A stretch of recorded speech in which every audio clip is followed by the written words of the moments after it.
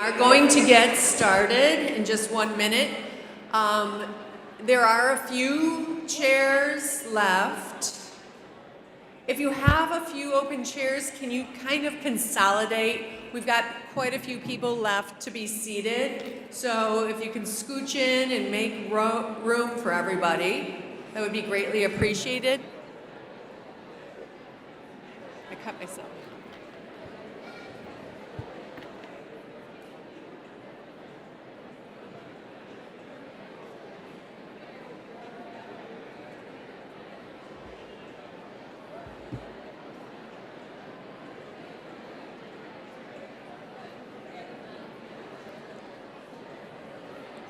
If there are any elderly in need of seats, we have 4 in the front row.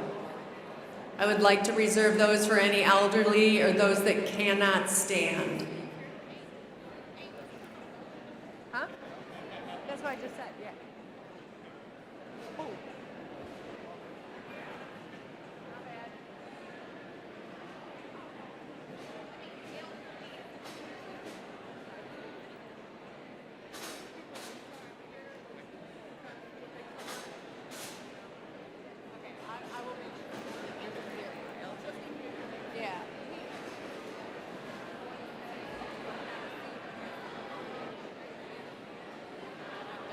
I'm telling everyone this is important.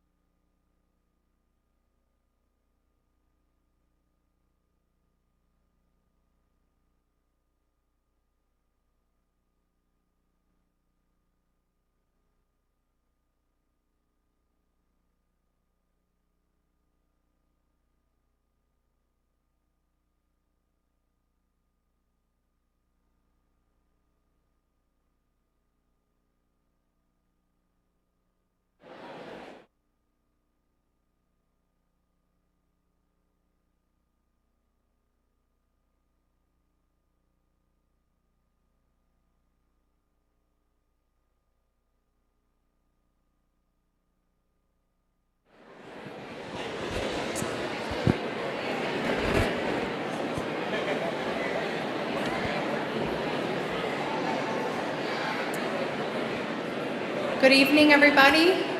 We're about to get started. May I ask that you take your seats?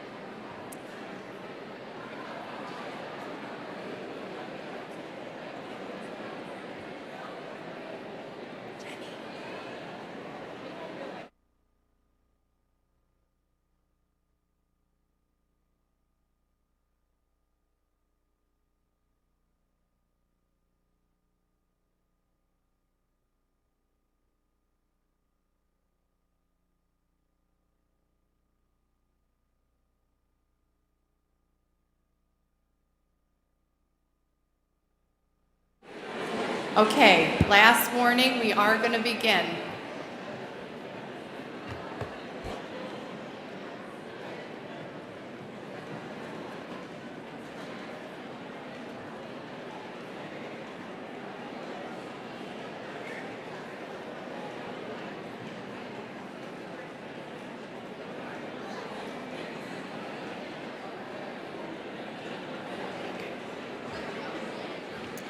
Welcome to the white coat ceremony for the dental hygiene class of 2024 and the dental class of 2025.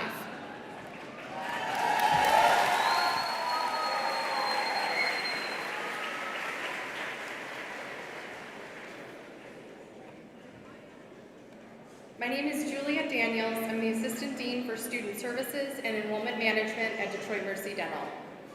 We are excited to honor these special classes today by marking the transition into the clinical phase of their program.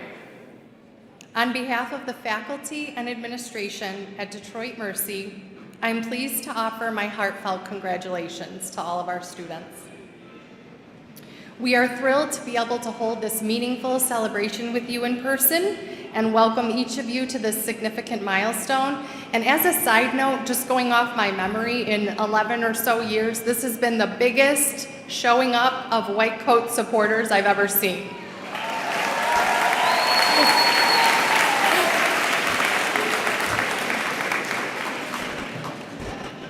So as my son would say, the squad rolls deep. You guys brought your people, so that's wonderful. And we're excited to have the family, the loved ones here and at home to be with us and enjoying this momentous occasion. I'd like to take a moment to introduce members of our leadership and distinguished guests participating in the white coat ceremony today.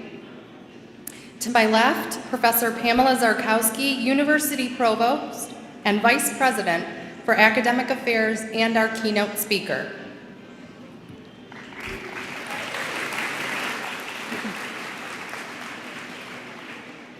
Dr. Murdaksu, Dean of the School of Dentistry.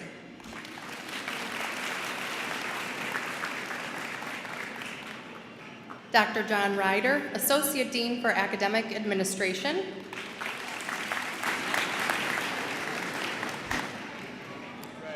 Dr. Richard Rad, President of the Alumni Board of Directors.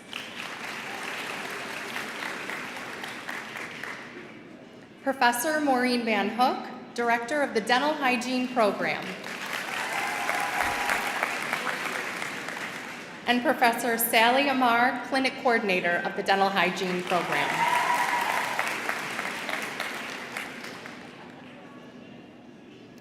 I'd like to start with a short blessing, so please take a moment as you wish to center yourself spiritually. On this momentous occasion, may you be blessed with prosperity and abundance in all of its forms. May your life be filled with miracles and love. And finally, may you enjoy peace, and may your hands bring comfort and healing to those they touch. As we begin our white coat ceremony today, I want to offer a moment of reflection for you. As co-sponsors, the University of Detroit Mercy, the Religious Sisters of Mercy, and the Society of Jesus provide us all with values of compassion, integrity, respect, and attention to the vulnerable as a foundation for our educational mission. As you enter the clinical phase of your dental or dental hygiene program, reflect upon your personal mission as a healthcare provider. What will that personal mission be? How you approach your learning is a reflection of your values and serves as a template for how you will approach the patient, the human being in your care.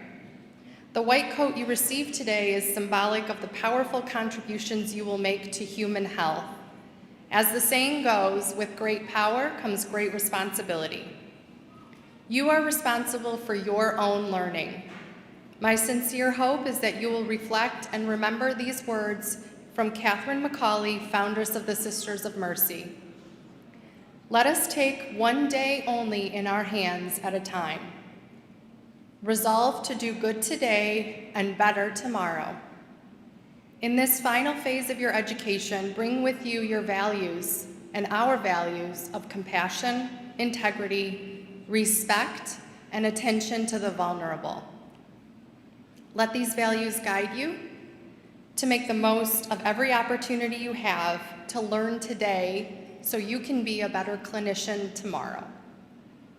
With that, I'm pleased to introduce Dr. Murdochsu, Dean of the School of Dentistry. Thank you.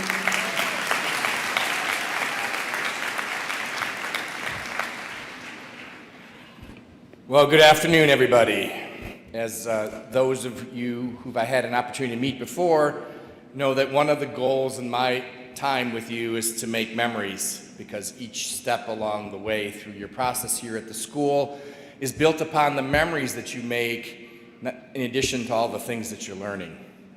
And I know that Professor Zarkowski is going to have significant words of wisdom for you, so I'm going to have a little bit of fun, and we're going to talk a little bit about that coat that's sitting in your lap. If you didn't know, that coat originated in practice through medicine, of course, and the original color of that coat was black, actually. And the reason being is that in most instances when physicians began wearing their uniforms of coats, nothing really good happened when you visited the physician. In fact, most of the time when physicians visited you, it was because you were dying. And so the visit by a physician historically had been to provide comfort for the family and comfort for those who were gravely ill.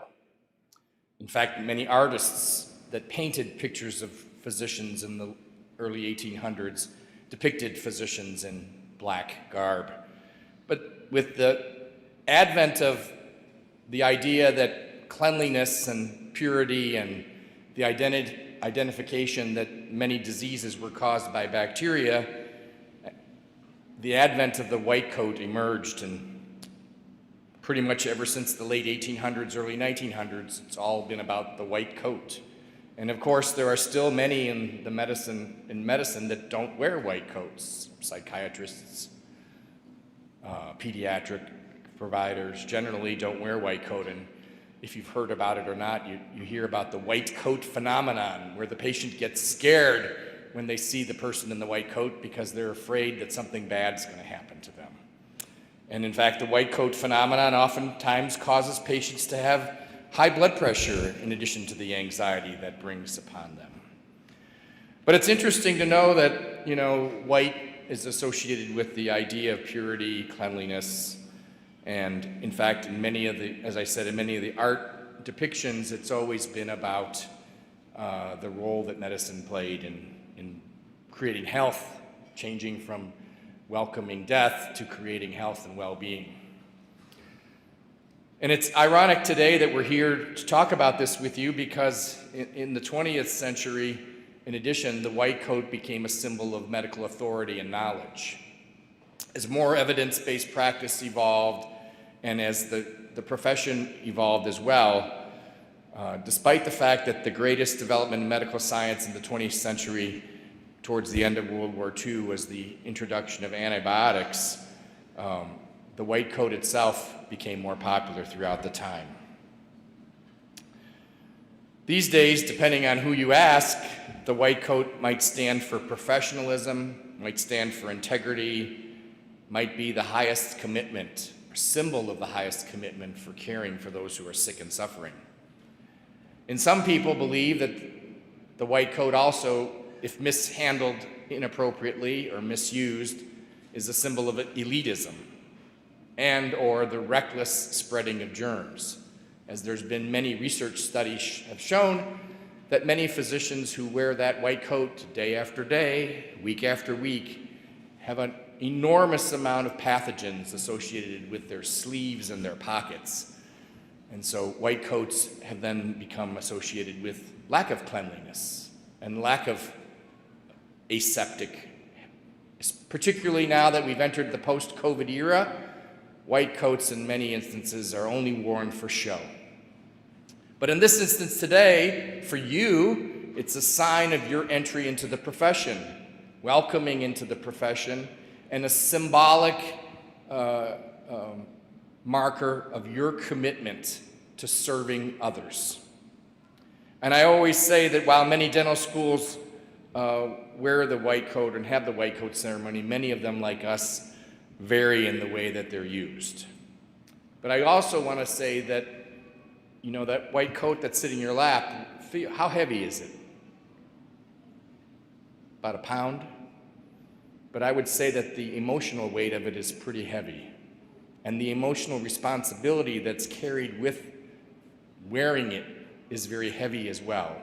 And whether you take it off or you wear it, once you put it on, it's a marker of your commitment to caring for the people who depend upon you, for doing the right thing, for being a symbol of what it means to be a Detroit Mercy graduate as a healthcare professional, an oral healthcare professional, and provider of care for those who need it. I really think that when you walk out of here today, after you've symbolically made your commitment to the oath and to the commitment to doing what's right for your patient, you are forever then bound by that oath, whether you're wearing the white coat or you're not. A brief story for me: I was on an airplane within the last 6 weeks or so, and the PA announcement came on. And the announcement was, is there a medical professional on board? We need assistance with a passenger. And I've had that experience once or twice in my years of traveling, but usually I was always safely saved by someone who was either a nurse, a paramedic, or a physician. On this particular flight, I was it. And my commitment through the learning and teachings and my experience and my commitment to the people that I serve and the honor that I have for having the degree and knowledge made me get up and go to the back of the plane and help a passenger who was in severe distress. Unresponsive, pupils were dilated, no response to the pupils, and the passenger's sister was totally at a loss for what the passenger had. I had no medical history, really, no ability to know what was going on. I had to rely on my medical knowledge that was taught to me through the years of experience and my education as well. And we decided that the plane was going to continue to its final destination only because there was only 42 minutes in the flight. And I said, 42 minutes sounds like a long time, which means I've got to keep this patient moving and keep the vitals rolling. And at the end of the day, what had happened is that the patient was an undiagnosed diabetic, had become hypoglycemic after not eaten or drank anything of any substance for over 7 hours. The normal solution is she was non-responsive, so swallowing was very difficult, but they had none of the other typical aids for a hypoglycemic management. So I ended up having to nurse the patient down some orange juice, and within 7 minutes, she started to become responsive. At first, she didn't even know where she was, she didn't know her name, but by the time we landed and the paramedics boarded, she was almost fully back to being normal. But the responsibility that I illustrated with the story is really only part of it. Your training and your knowledge and your education is to be used for the betterment of others. And whenever situation calls you out, you need to take action and take responsibility and be there for those around you. I'm honored to be here with you today. I'm honored to be dean here at the School of Dentistry, and I'd like to hear your stories as you move through school and throughout your lives as oral health care providers, because it's truly the stories that make the difference in our lives as people and as healthcare providers. So with that, and now that I've let the story with you and I've hopefully made a little bit of a memory about this event for you, I'm going to introduce my friend, my colleague, my boss, academic vice president and provost and vice president for academic affairs, Professor Pamela Zarkowski. And Professor Zarkowski and I have been working together for nearly 30 years. She just sent me an email congratulating me on my 28th anniversary, but I had been here 2 years prior as a part-time faculty member as well. And I really think that one of the things I really admire about Pam is her commitment to the profession, her passion for doing what's right, her passion for her legacy in all of you. As educators, our legacy is in those of us who have the opportunity to touch throughout our careers, and Pam truly shares that passion on a daily basis. Her biography is in the brochure. I'm not going to go into the specifics of her bio, but I am going to say that one of Pam's favorite things to do after work is to have a two-hearted ale. So there's a little secret we can share. But everybody's a person, right? And we all have people and stories to talk about ourselves. And thanks for the opportunity for me to introduce you, Pam. And I look forward to hearing your charge to our students.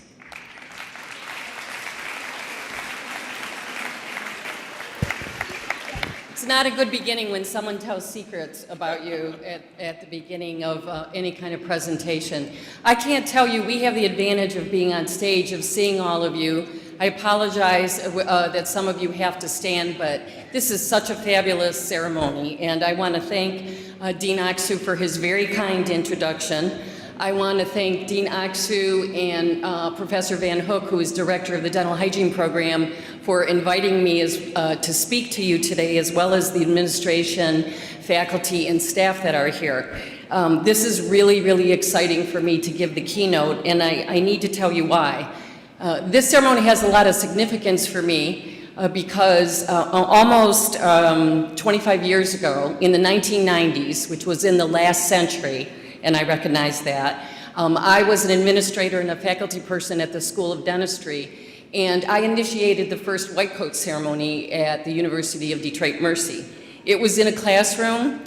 We didn't have anything like this. A year afterwards, the administration was supportive of having it for dental and dental hygiene students, and at that time, we had the students, we had a small group of parents, we had one faculty person, Dr. John Barrow, who some individuals know, and now we put out over 1,000 chairs, and all of them are full. So that I have to give a round of applause to all of you who are going to celebrate with us this white coat ceremony.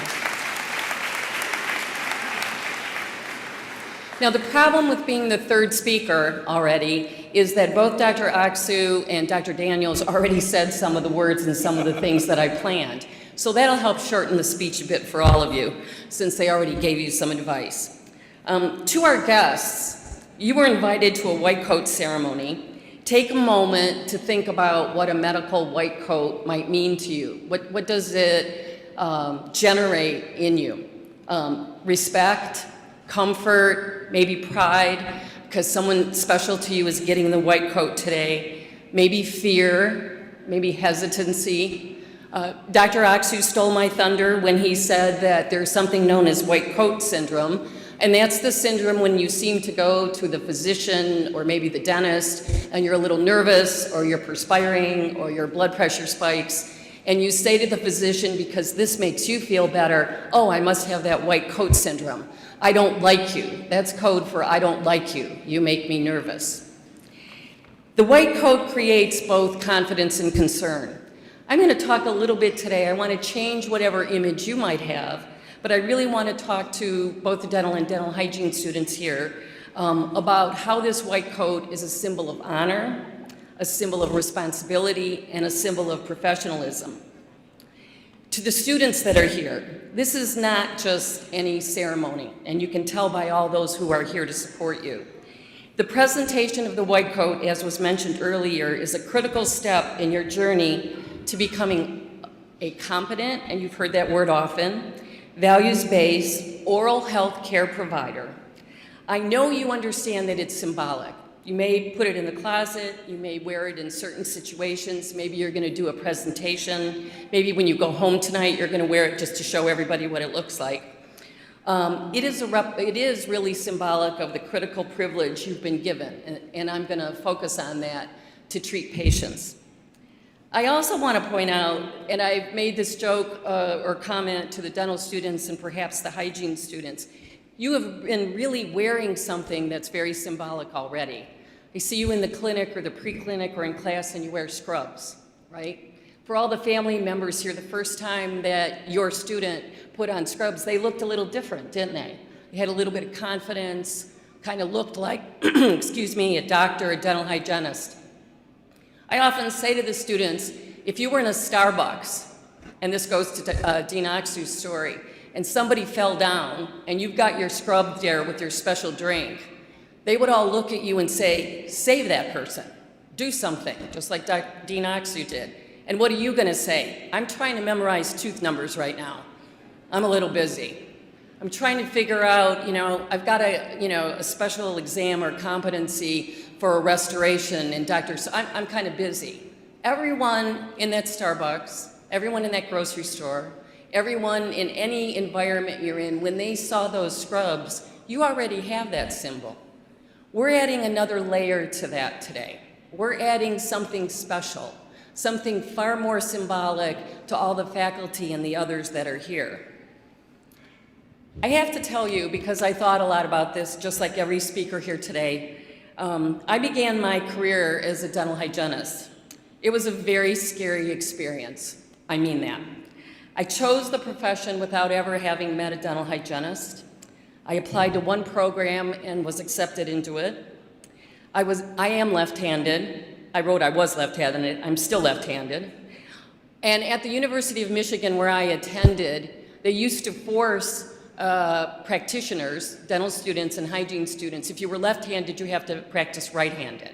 So for all of you righties in the room, think about picking up a handpiece or a curette with your left hand and trying to practice on someone. I was confused at the time, so were my instructors, because they were used to teaching right-handed individuals. First day assigned to clinical patients. So what do? I don, at that time, we wore white uniform, white hose, remember this is the last century, a cap. I was really scared. Was I gonna do the right thing? Was I gonna pick up the right instrument? Were those mean instructors gonna be watching me? Was I gonna lose points? Was I gonna ask the right questions? How nervous did I look? Was I perspiring in places I didn't even know about yet? And when you see patients or when you practice on each other, perhaps you had these same kinds of feelings.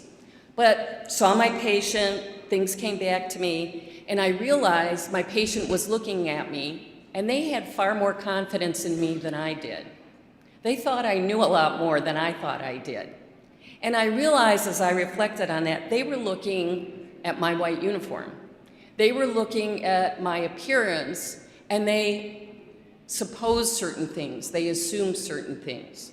So we're going to talk a little bit about the white coat and some of what I think it represents to your family and friends, but of course, more importantly, to your patients. I had a uniform, you have scrubs, and today you're getting your white coat. A very important message, but more importantly, that white coat is a messenger to everyone in this room and to everyone who you're going to treat. I'm also going to charge everybody here in the audience. You can't really see the person that you came here to see, but you can see different colors here. You can see different outfits, suit coats, dresses, shirt and ties or whatever. I want you to think about this, and then I want you to look at them again when they're all sitting there with their white coats. There will be an amazing transformation. You will see a different person, not the one you walked in with, but something slightly different about that person because of that white coat. So now to all of you. As you don the white coat, you assume the physical attire of your chosen profession. Notice, chosen profession. You had a calling to this particular profession. I don't know about you, but I always hear from people, you want to work on teeth? Really? You want to work in somebody's mouth? Really? Why would you ever want to do that? Well, you had a calling, you heard that call, and you're here. It is truly more than a piece of clothing. It represents professionalism, as you've heard, ethical principles, which I love to talk about, and the sacred trust bestowed upon us by our patients. But what is it and what is it not? I'm going to use terms like us, our, and we throughout my speech, because I have to recognize in this room, perhaps some of the parents or guests here, faculty that are here, other administrators that are here, there are many of us who have white coats. We're just not wearing them today. They're invisible to you. We might not have had a white coat ceremony when we went through our professional programs, but it is a symbol to all of us of the immense responsibility and the need that we need to do to provide excellent care. As dental and dental hygiene professionals, that's such a great word, not students, professionals. It is our duty to ensure that we don't tarnish the significance of the white coat. Perhaps tarnish isn't the right word. Perhaps I should say stain. Sitting here today, waiting to receive your white coat, you may have thought, stain? How? When? Why? No, look how nice this looks. Well, here's a reality check. If you're gonna wear this, it's gonna get ink, coffee, dental materials, grease, dog paws, anything. But how might you get other stains? Let me give you some examples. You observe a classmate disrespecting a patient and you don't say anything.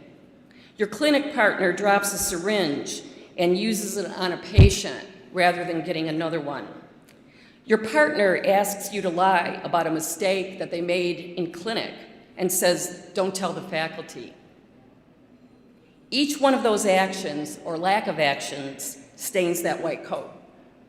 If you fail to live up to the expectations it creates, it's a stain, not one anyone can see, but one that you know. But let's go beyond graduation. When you're in private practice, you still got that white coat on. You're going to be wearing scrubs, it'll have the office, maybe your name on it, other kinds of things, but you observe someone providing substandard care. You observe someone working on a patient who has dementia, who really doesn't know what's going on, and they really don't do a good job. They really don't do anything, and then they dismiss that patient. You see a colleague being bullied by another person, and you don't say anything about that. More stain on that white coat. So let's take a look at our white coat a little bit differently. The white coat is invisible, and frankly, I like to think of it as a superpower. So we are giving you today a superpower. You have knowledge and skills unlike any other health professional, and there are probably other health professionals in this room. Your understanding of the mouth and the connection to the body, your ability to pick up a handpiece, your ability to give an injection, your ability to root plane and scale, your ability to restore somebody's function is really a superpower, an absolute superpower. The physician in the emergency room, the PA in a particular setting can't do what you can do. It is an amazing, amazing superpower. The white coat makes up your professional tapestry. It is the skills and knowledge and the core of who you are. The white coat also represents a social contract that you have with every patient that you treat. You have to live up to your end of the deal, your end of the relationship, how you act, what you do, and the treatment you give them. So, as Dr. Dean Oxer referred to, the coat's getting a little heavier, right? The coat just isn't some threads put together with your name on it. Reactions to white coats can vary. It's a symbol of reassurance and expertise, like my very first patient. For those of you that know anything about root planing and scaling, I'll just tell you it took me 9 appointments to finish that patient. That's how good I was. Please know that isn't normal for everybody here. That was not a good sign. Patients may find comfort in seeking the white coat as it's going to signify that they are in the hands of someone who has dedicated their life to the pursuit of knowledge and the care of others, and you will be committed to lifelong learning. The white coat, as was mentioned, inspires trust, provides security. This idea that I'm going to tell you very private information about me. I'm going to tell you about my health history, my medical concerns, my values. I'm going to let you examine my mouth. I'm going to trust you with a very important part of my body, whether it's how I speak, whether it's what I eat, whether it's when I smile. I am in your hands. That is an amazing superpower. That is an amazing responsibility. But we know, and it was alluded to, it can also cause adverse reactions. It may be that people are seeking you out and want to see you model understanding, empathy, and good communications. You will have patients that will walk into your operatory in private practice, and the first thing that they will say is, "I don't like you. I'm afraid of you. Are you going to give me a shot?" That's not really a good opening line. And what you're thinking is, "I want to help you. I want to help clean your teeth. I want to help you get into good perio health. I want to restore your teeth. I want to help your smile. I want to help you get a job. I want to help you feel good about yourself." So this white coat can cause that kind of reaction. Each patient you encounter, and I want everybody to hear this, is more than just a set of teeth, a requirement, that next step to get you to commencement or to graduation. They have unique stories, they have hopes, they have fears, they have trust, and I know I've said that a couple of times. As dental and dental hygiene professionals, we have, and I use this word purposefully, the power to transform lives. An amazing superpower. All of my patients, when they would end their treatment with me, whether I was in school or in private practice, they thanked me. They thanked me for doing something I liked. They thanked me for doing and using my skills, and they always smiled at me. What a gift. What a power I had that someone could give me that good energy back or that good power back. May we always strive to uphold words that you will hear over and over again and read: professionalism, competence, empathy, and respect. I know that some of you have treated patients or worked on each other. For some, clinical care may not be new because you've had a previous life in the dental professions. Congratulations on reaching this significant milestone, because it is a big deal. I extend my deepest gratitude to the faculty, administrators, and friends, family, spouses, significant others, and partners who have guided and supported you on this journey, because they're all here. Their wisdom, mentorship, and unwavering support have contributed to your achievements, and we're grateful for that. May the white coat always remind you of the privilege you have in caring for others. I want to leave you with some words spoken actually in the last century. You can see I'm kind of fond of that. In 1927 by a Dr. Francis Peabody. These are some of my favorite ending words. He spoke to a group, or gave a charge to a group of medical students about their responsibilities. I'm going to suggest to you that this message is stitched with invisible threads in your coat. So if you look for it, it's not going to be there. As you continue your professional journey, learn the skills to develop the expertise, earn that Doctor of Dental Surgery, earn that Bachelor of Science in Dental Hygiene. I want you to remember his advice. One of the essential qualities of the clinician is interest in humanity. For the secret of the care of the patient is in caring for the patient. Let me repeat that. The secret to caring for the patient is to care for the patient. Wear your coat, both the visible and the invisible one, with great and well-deserved pride. Congratulations.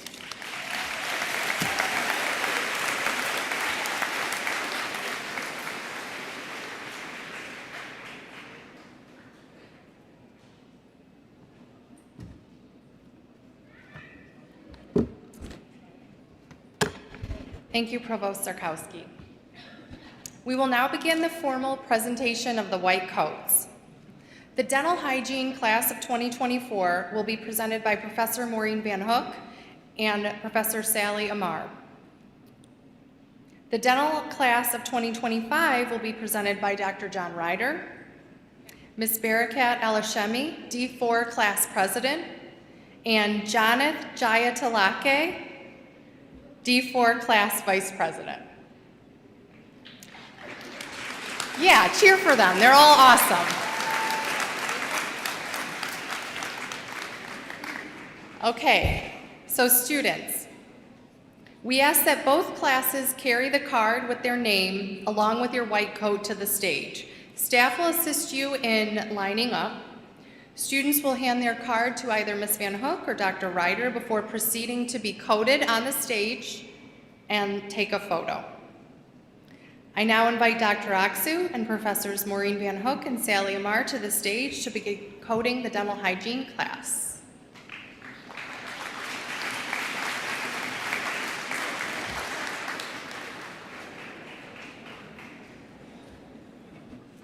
We're also going to please ask that everyone hold their applause until all students are coded.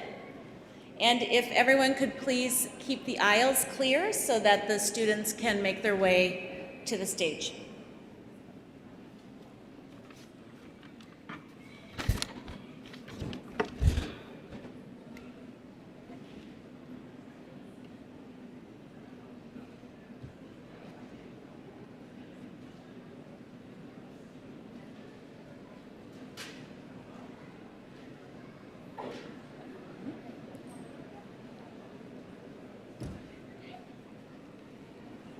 Juan Adib.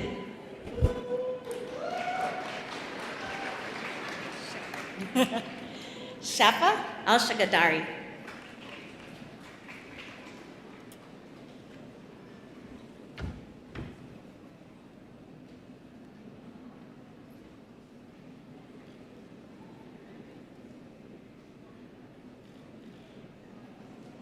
Jeanette Andrade.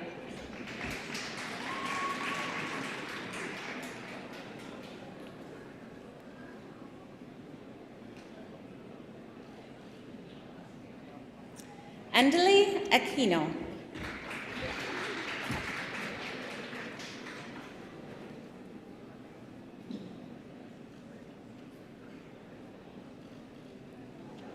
Fatima Beydoun.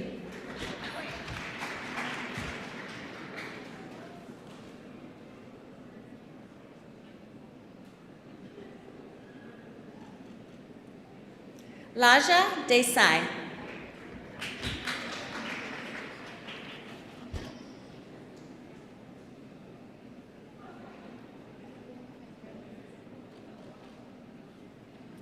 Kylie Fleck.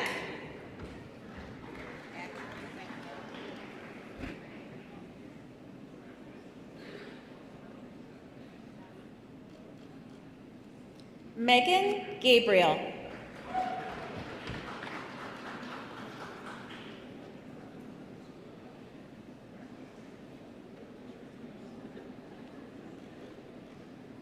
Maya Matuk.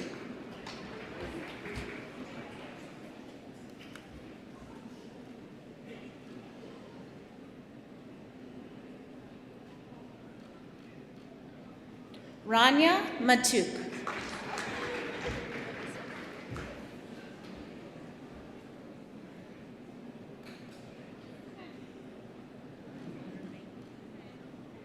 Waidan Mohammed.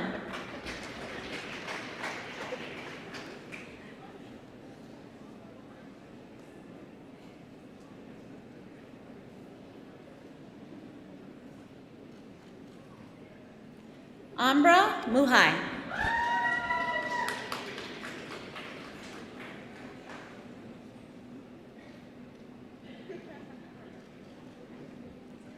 Sabrine Newman.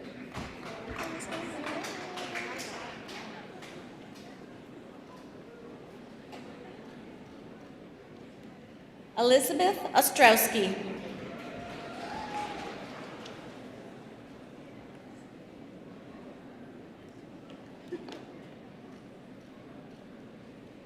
Haley Smith.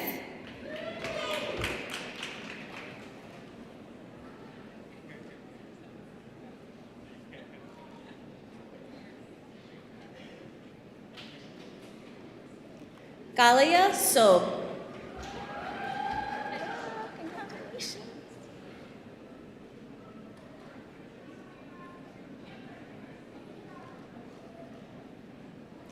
Myrna Tofik.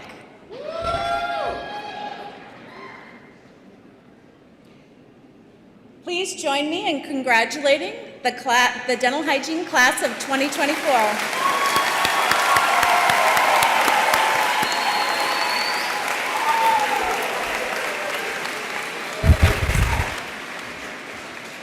I would now like to invite Dr. John Ryder, Associate Dean of Academic Administration and the DS4 Class President and Vice President, to the stage.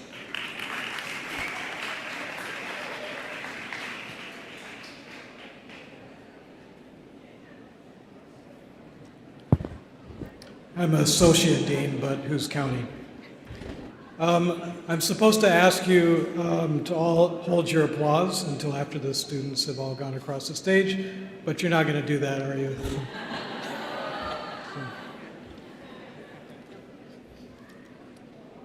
You ready? You ready?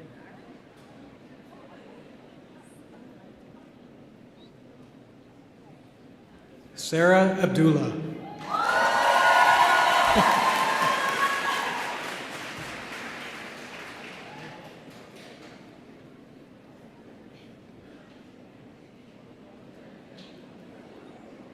Neha Ahmed.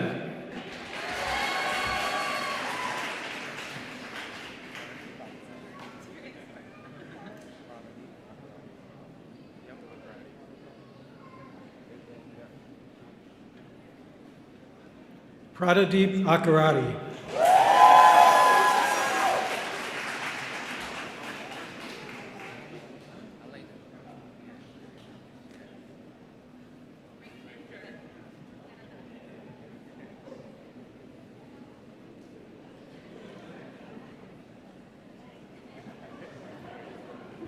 Muhammad Alena.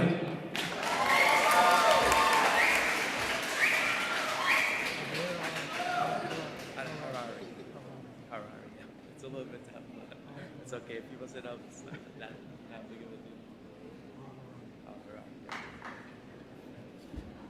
deal. Amir Harawi.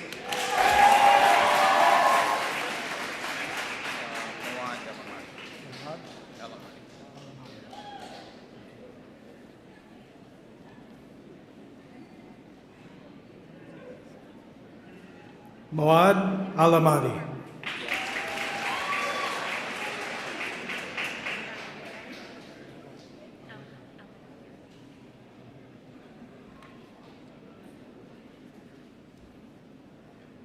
Nada Al-Haddad.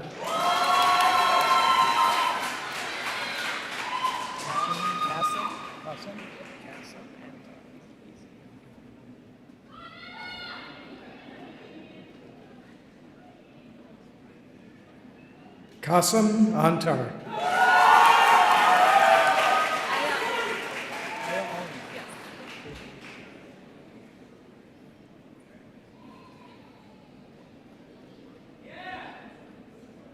Aya On.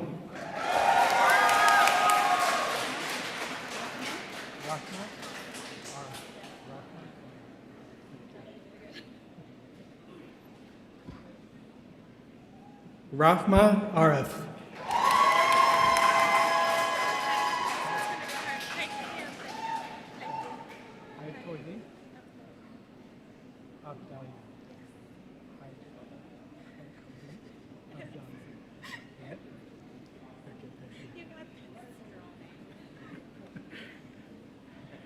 Haikuhi Avdalian.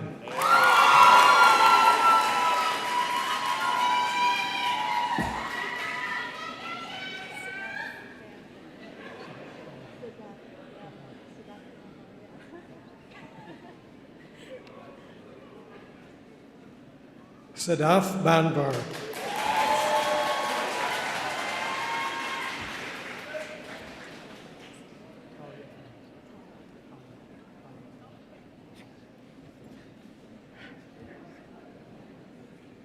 Tala Bayasi.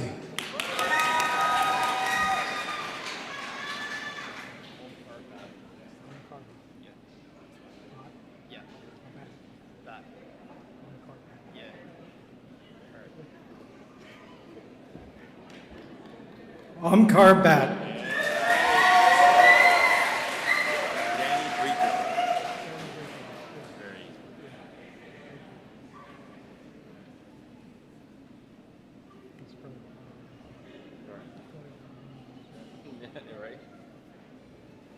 Danny Brico.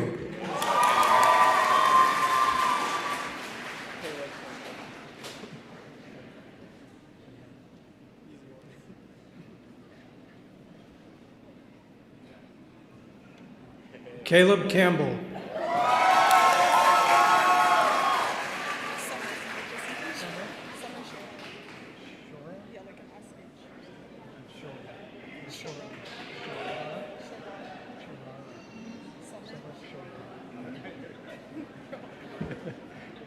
Summer Sharara.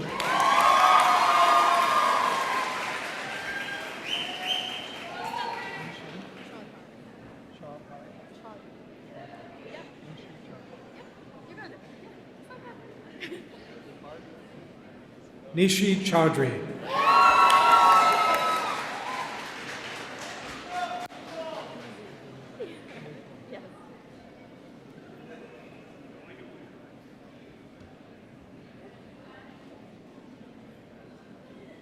Kelly Cole.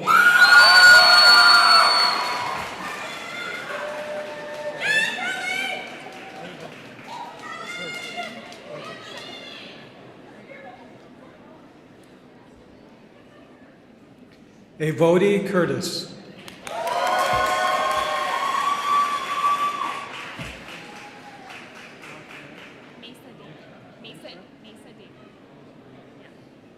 Like the month May.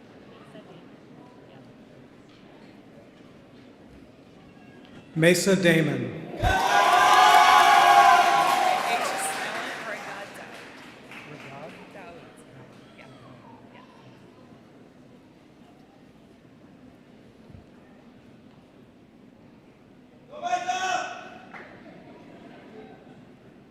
Ragad Dowd.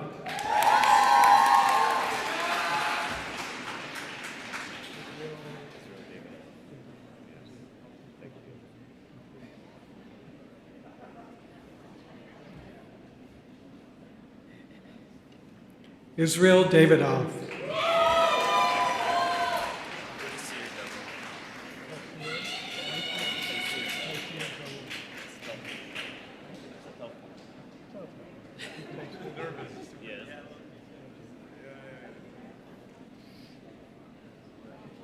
Taisir Dawood.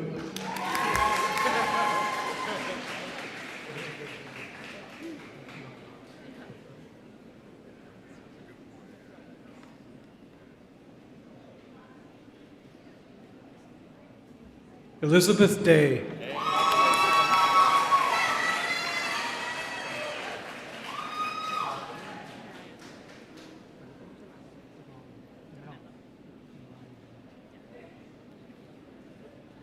Mariah DeMello.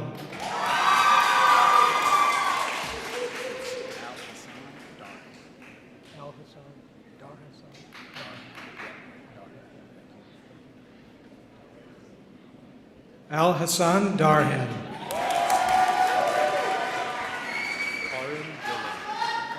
Yeah, you got it. Yeah, pretty easy, right? Not too bad.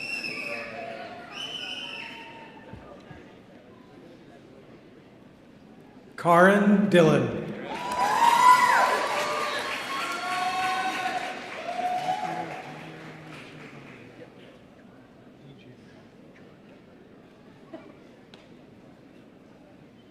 Matthew D. Giovanni. You can just say Jacob. Just the first. Sure. Okay. Yes. Thank you. Jacob Diaz.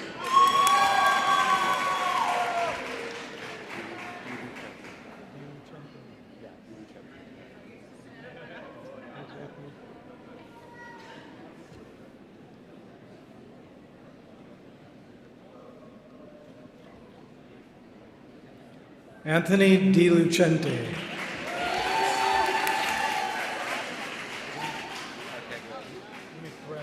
good. Yeah, you got it. Thanks, underwriter.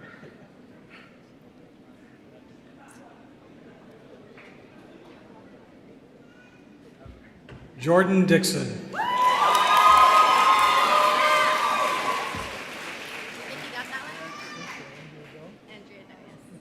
Say it loud and proud, okay?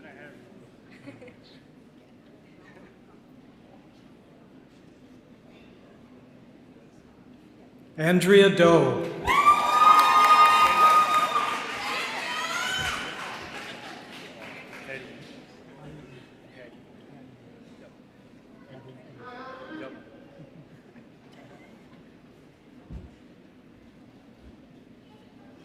Hattie Eid.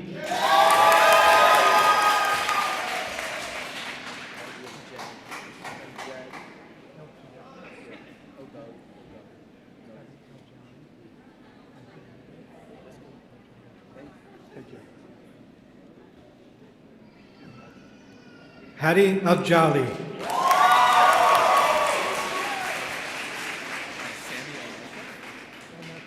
Yes.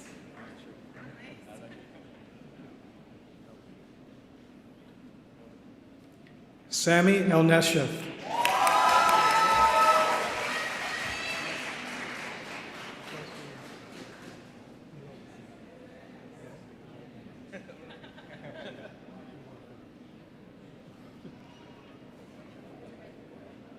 Chelsea Ilokobi.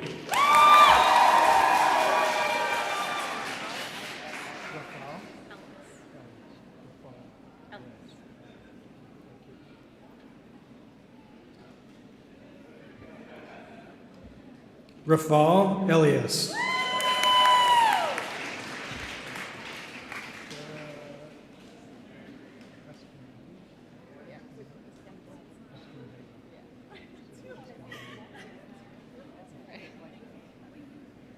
Sarah Escandetti.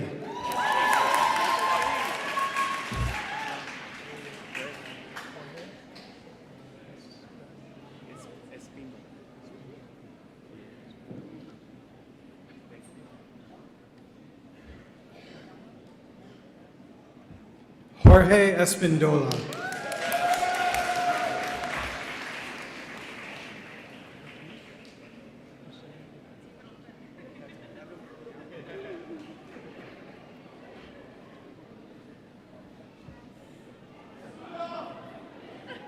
Hussein Faki.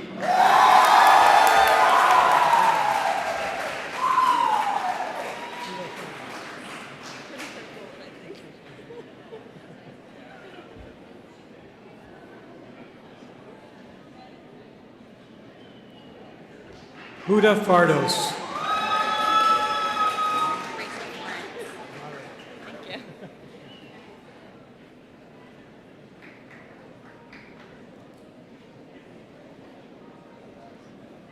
Rachel Florence.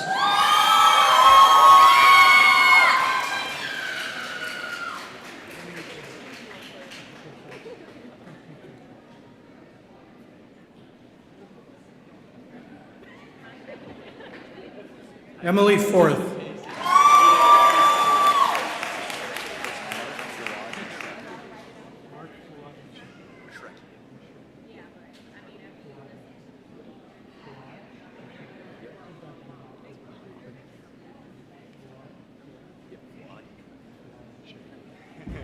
Mark Fuad Mesheki.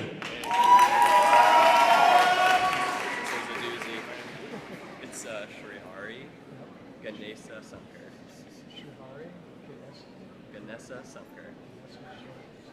Ganesa Sankar. Yep. Shrihari Ganesa Sankar. Yep. Shrihari Ganesa Sankar.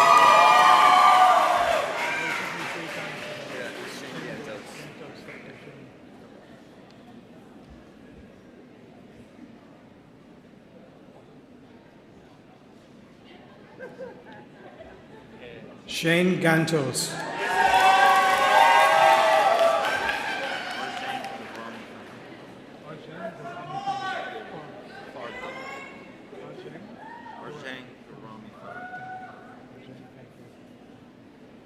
Arjang Garami Fard.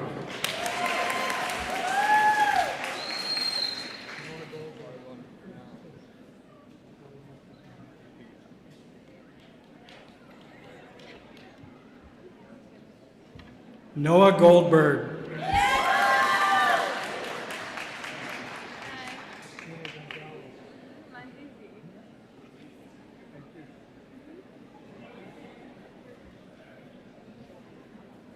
Christina Gonzalez.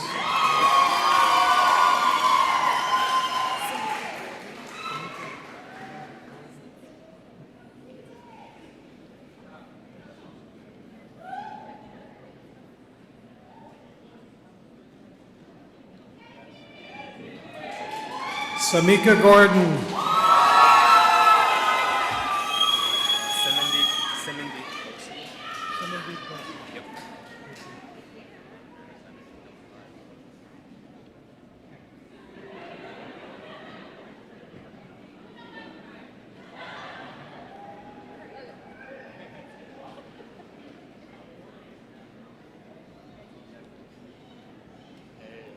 Simandeep Gosal.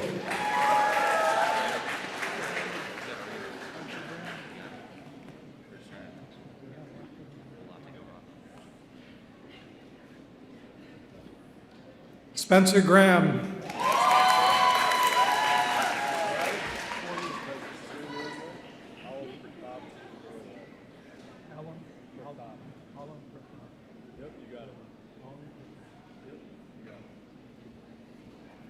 Alam Pratap Gurwal.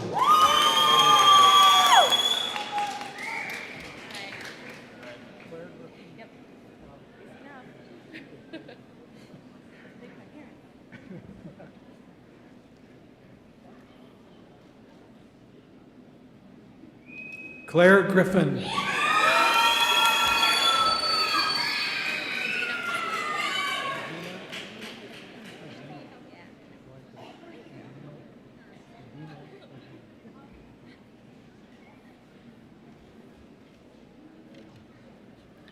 Medina Hazimi.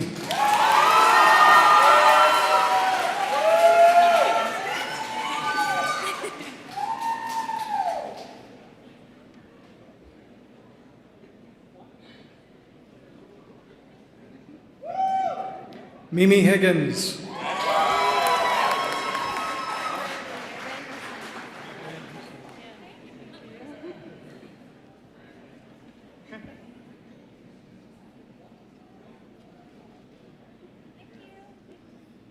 Rand Hussein.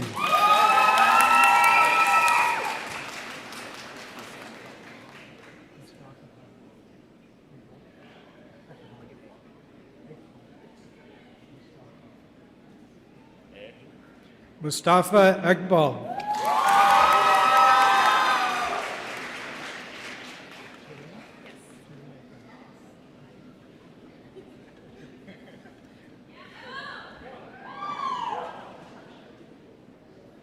Tareem Ekbal.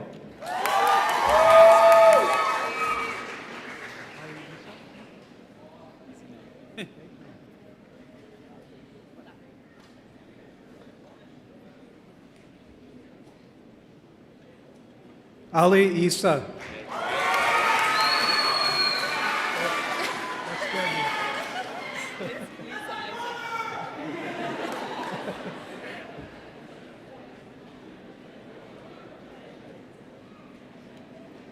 Lisa Isaac.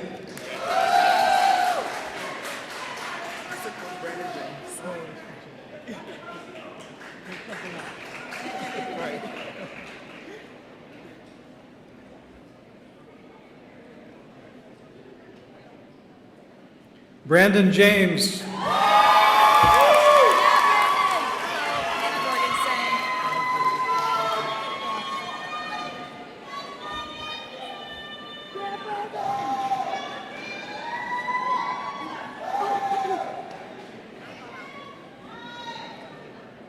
Hannah Jorgensen.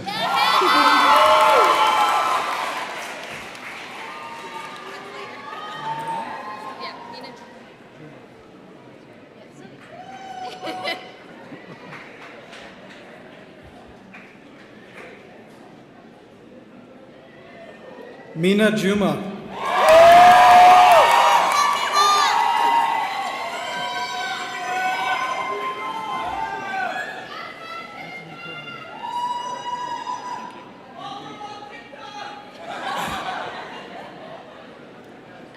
Anthony Karana.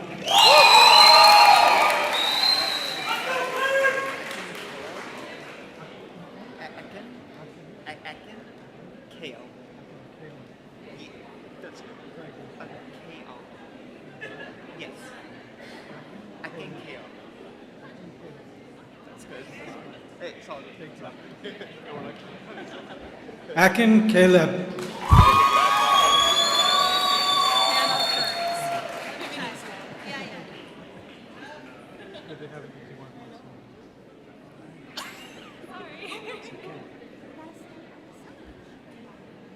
Hannah Kearns.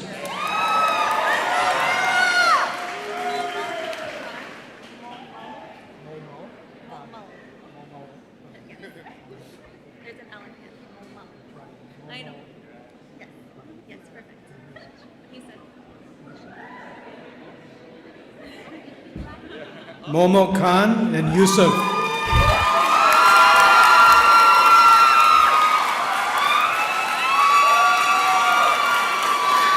It's pronounced Ali Kashish. Kashish. Kashish. Kashish. Yeah, Ali Kashish. Ali Kashish.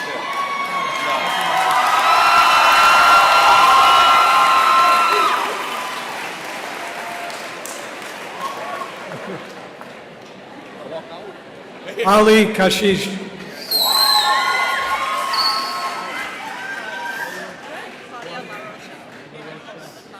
Yes. Yes. Yes, absolutely. Claudia La Rochelle.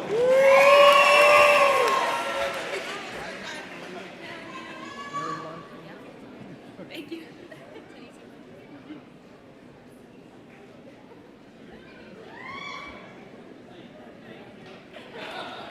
Mary Larson.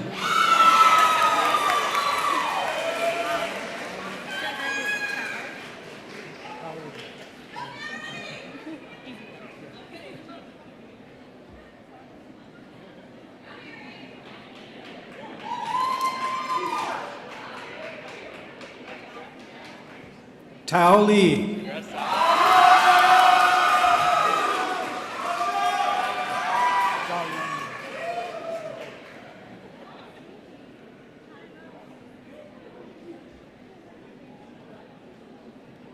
Ga Yang Lee.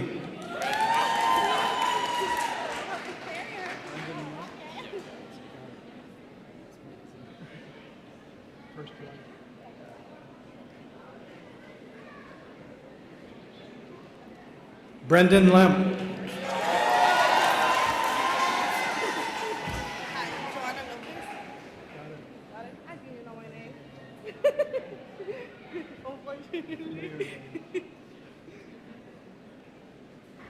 Johanna Lopez.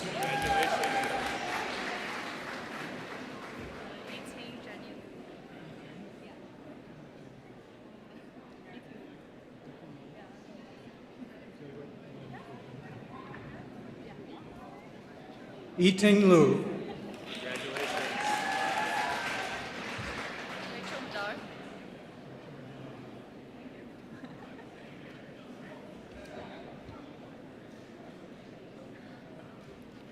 Rachel Madar.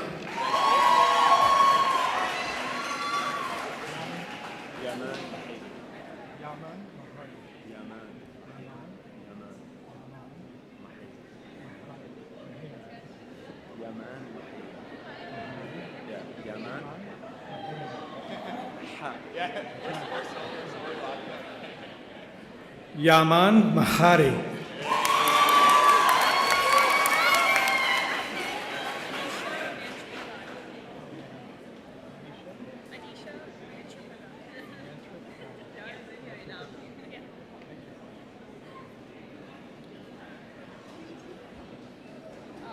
Anisha Mantrapakati.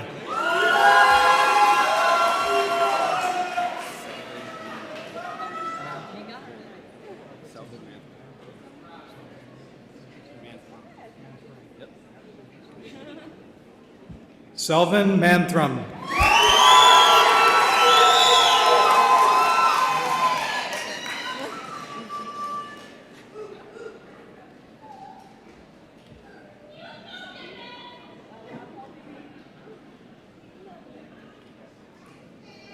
Mary Mata.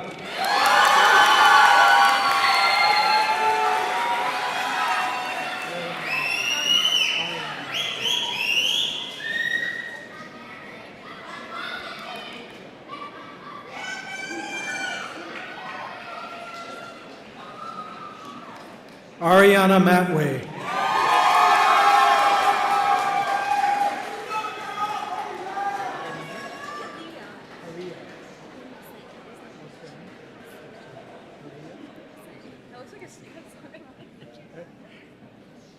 Halia Moseni. Natalie Muscott. Perfect. Easy one for you. All right, I got you.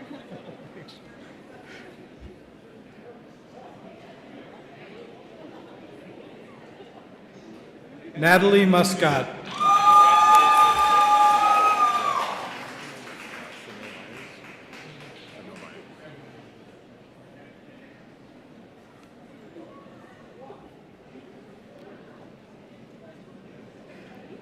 Sunil Myers.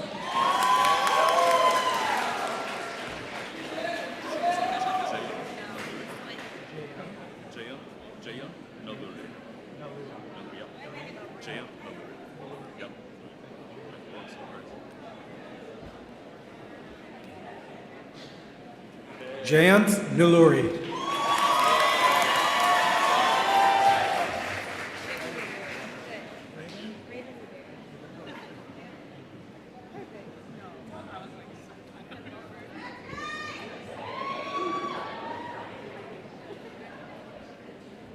Raven Newberry.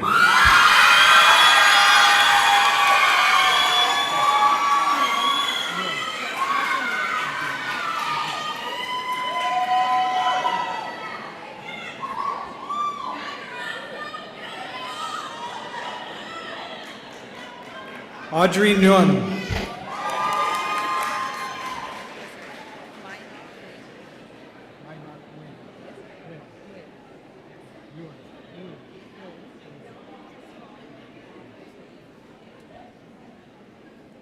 Mainak Nguyen.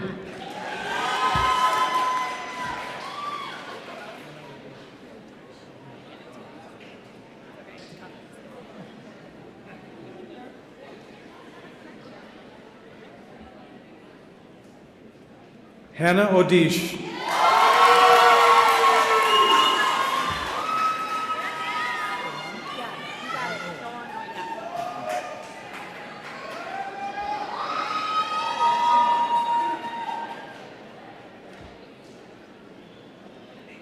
Dewan O.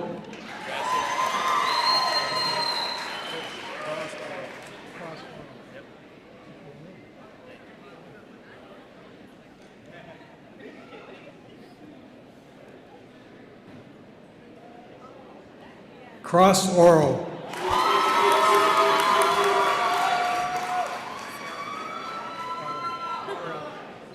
Yeah.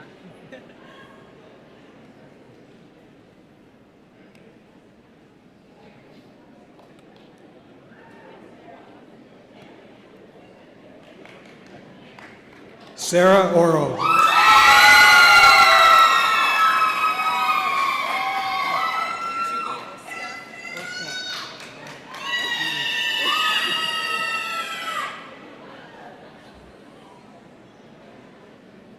Judy Oscott.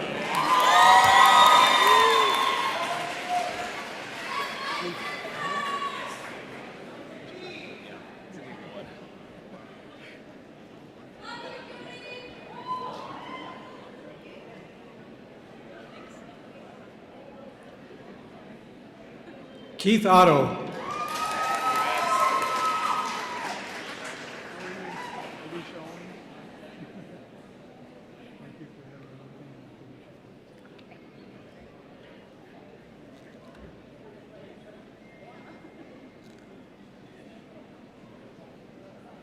Alicia Owens.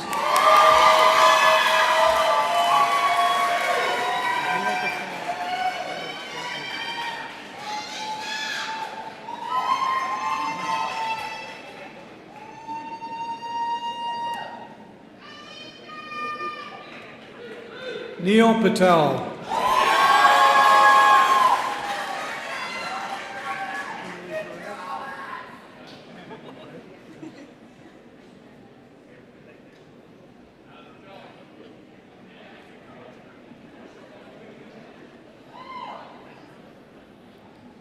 Kimberly Perez.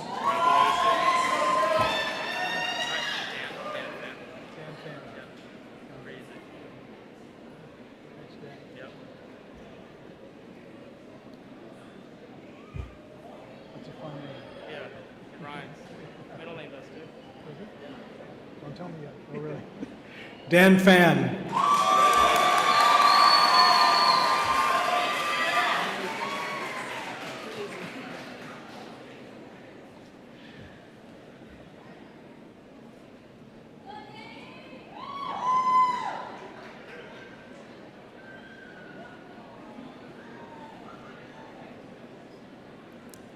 Natalie Phillips.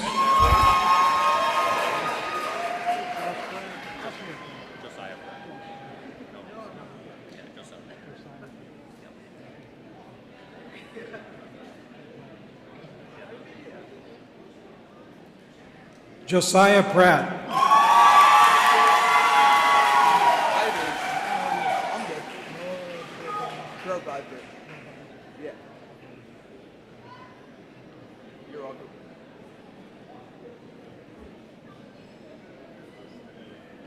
Noah Provisor.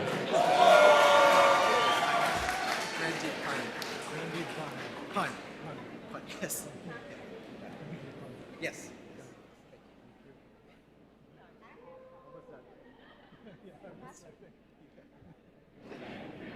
Randy Pun.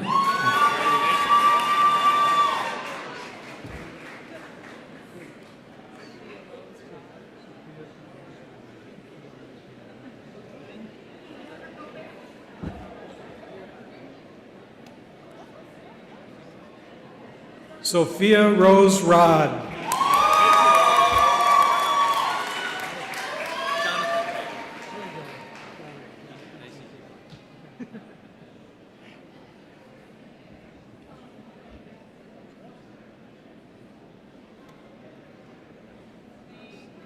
Jonathan Rago.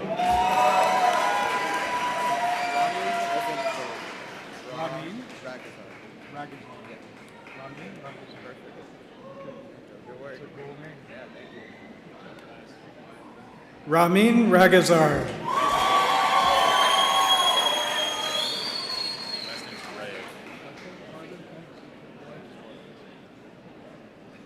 I know it's not phonetically correct. Single syllable.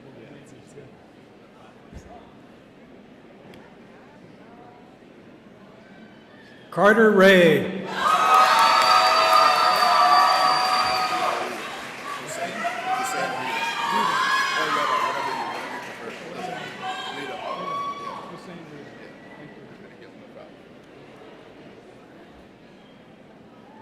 Hussein Rida.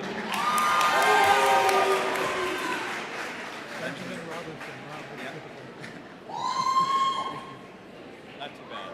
You've been doing a great job. Oh, thanks.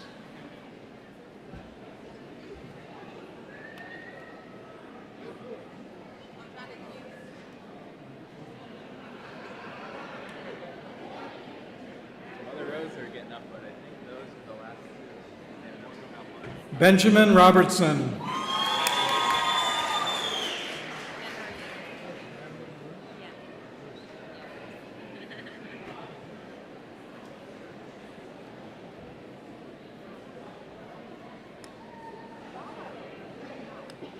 Madeline Roos.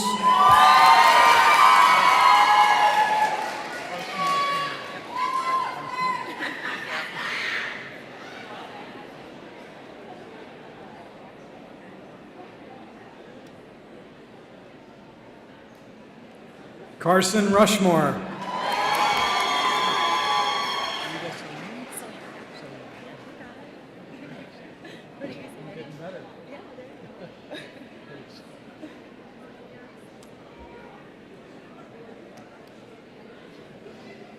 Rita Salim.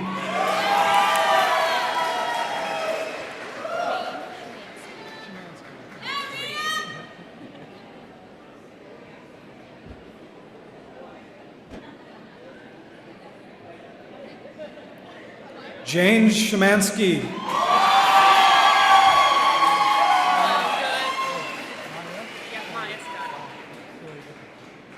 Hardest name.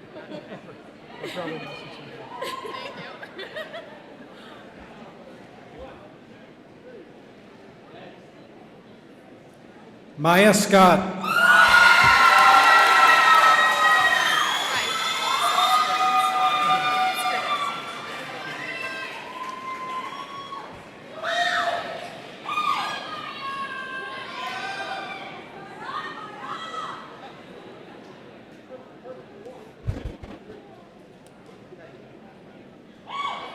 Sarah Scribbins.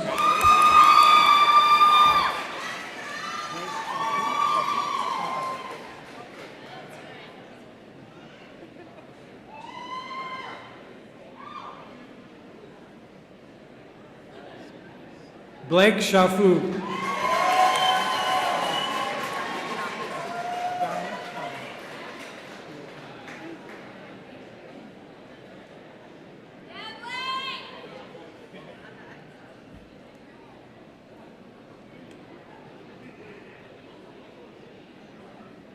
Dania Shami.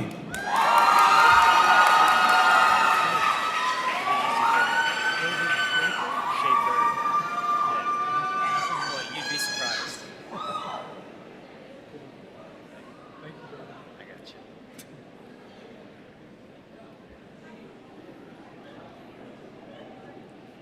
David Shaver. Stephen M. Shipley. Stephen M. Yeah, I need to do it on this one again. Stephen M. Shipley. Perfect. Shipley, yeah. Yep. Stephen M. Shipley. Stephen M. Shebley.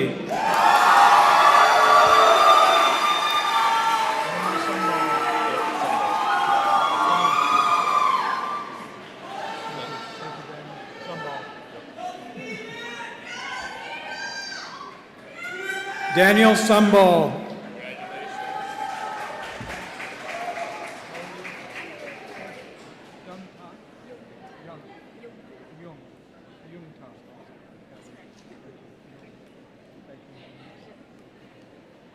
Yung Ta.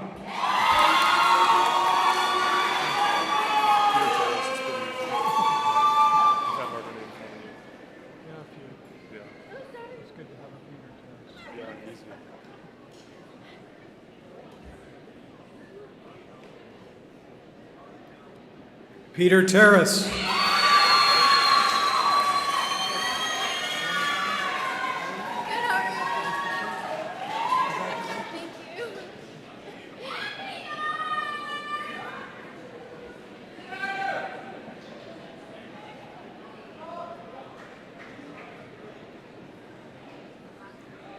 Hannah Thomas.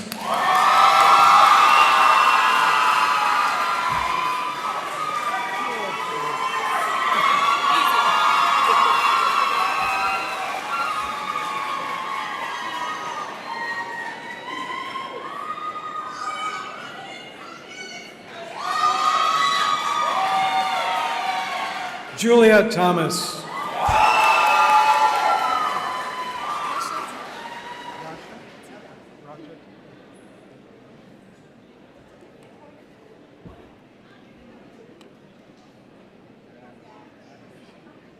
Rasha Tiba.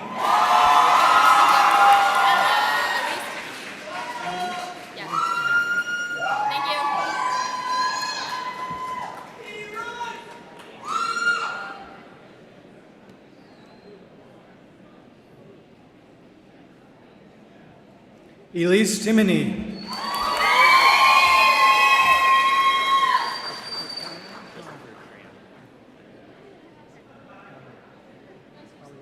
Good. Thanks for being here.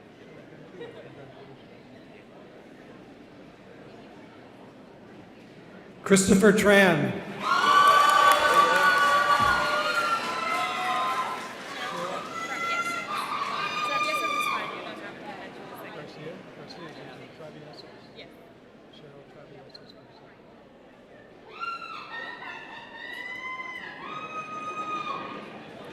Cheryl Traviesas Garcia.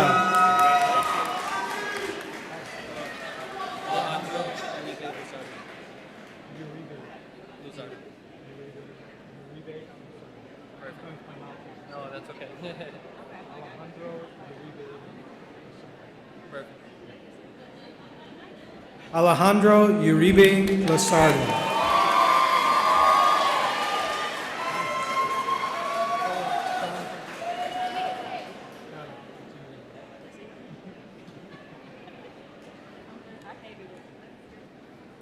Kayla Valentine.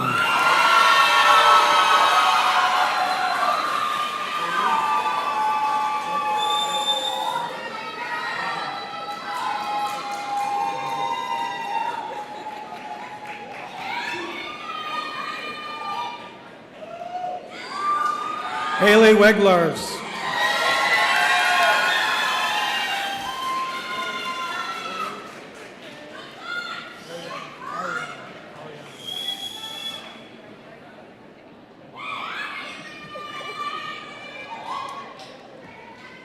Ariana White.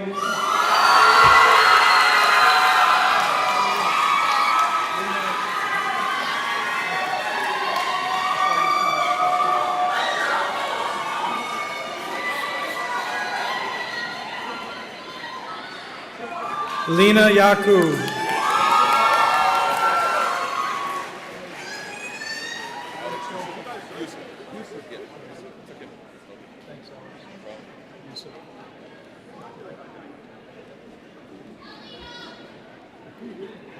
Alex Youssef.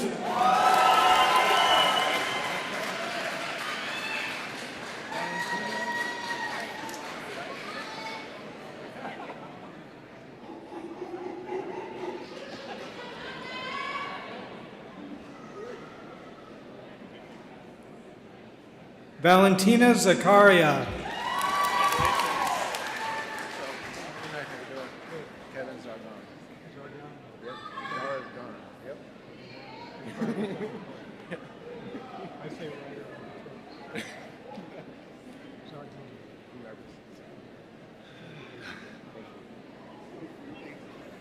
Kevin Zargon.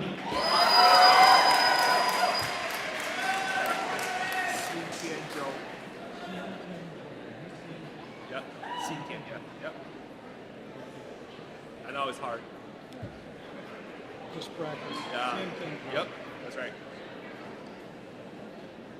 Cientenjo.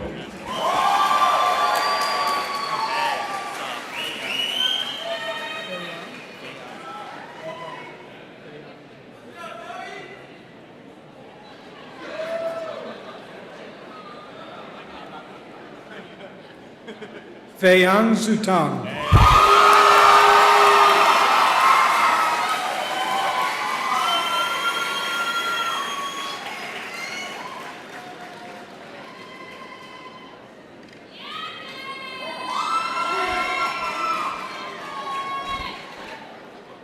Please join me in congratulating the dental class of 2025.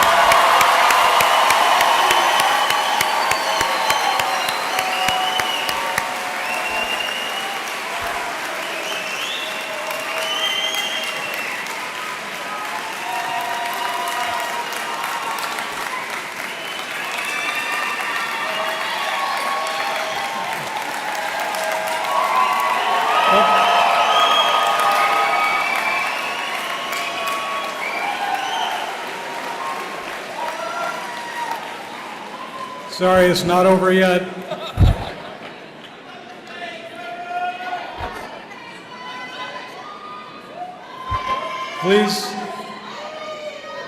Please join me in welcoming the Alumni Board President, Dr. Richard Rod.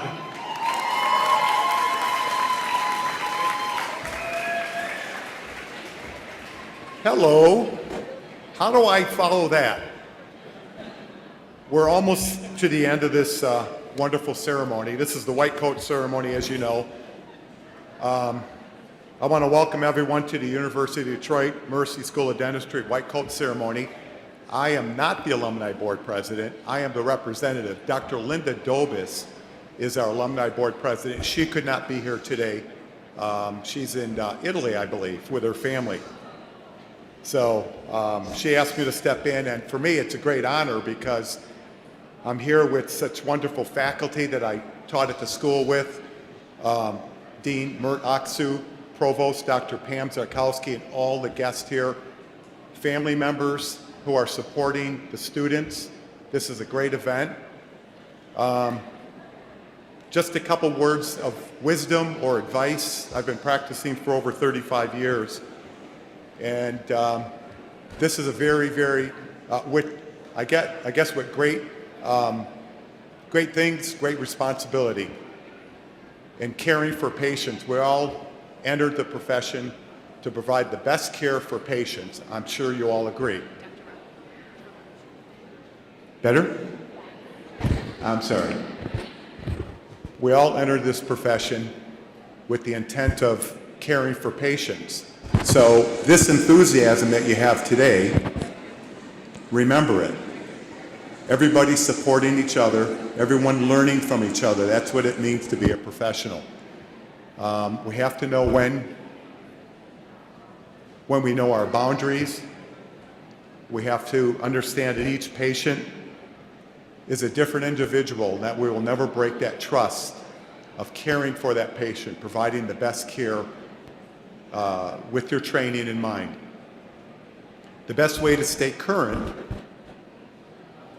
in the profession is to take continuing education. And I'm going to tell you, as an alumni board representative, the best place to receive your continuing education is through the university. There's multiple places throughout the country, but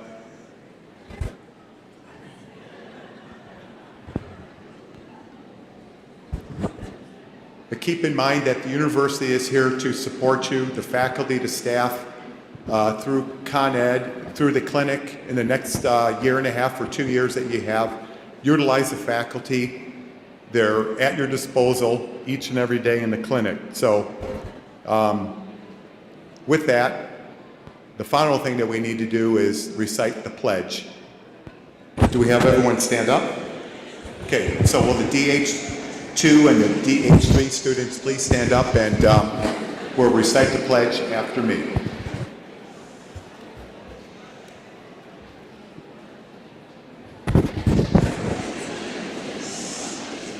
Yeah, make sure you get your handbooks.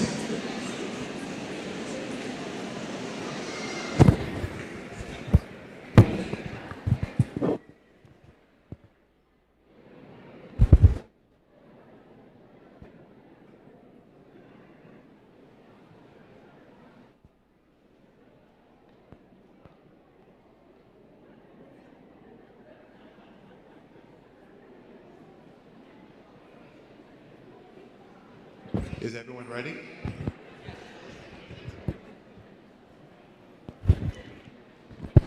Okay, here we go. In light of all I hold sacred, in the presence of my family, friends, and teachers,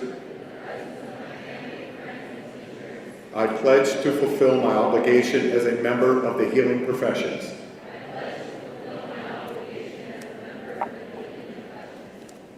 My responsibility is to promote the health of the community and the persons I serve. The health of my patients will be my first commitment. My privileges depend upon the trust of my patients. I will not violate that trust. I will respect that all that is confided in me. I will do no harm. I will honor my patients' dignity. I will be their zealous advocate, guided by their will, sensitive to their feelings, needs, and thoughts.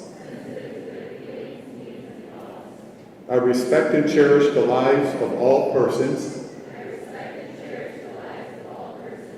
I will not discriminate against any person in my decisions and care.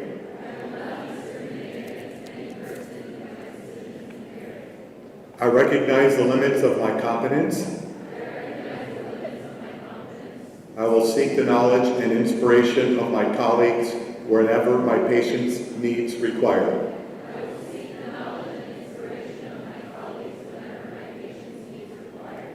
I will strive to improve the knowledge and skills I profess to have.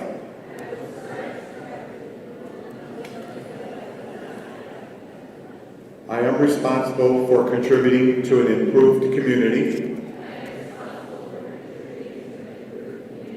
I will strive to prevent disease and to correct adverse social conditions.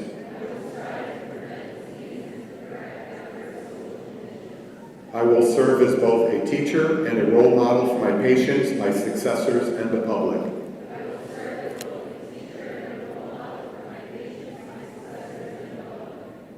I am responsible for upholding my profession's integrity.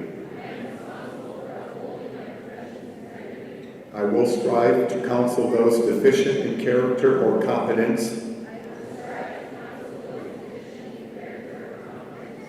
and expose those who engage in fraud or deception. I will not use my medical knowledge in any way contrary to the laws of humanity.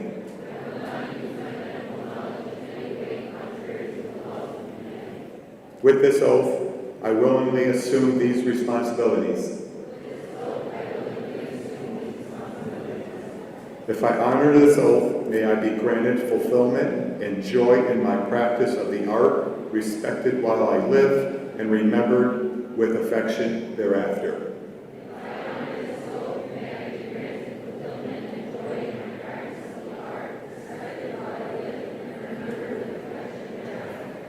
Congratulations to the DH2 and the DH3 class.